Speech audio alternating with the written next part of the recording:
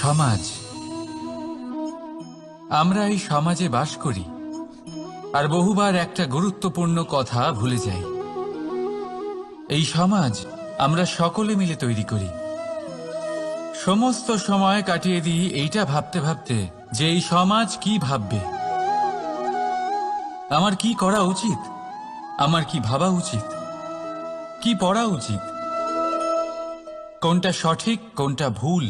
যদি আমি এটা করি তাহলে কয়েকজনের এটা মনে হবে না তো যে আমি খারাপ, যখন আমি তা নই। মনে ভয় উৎপন্ন হয় সেই কয়েকজন মানুষের জন্য।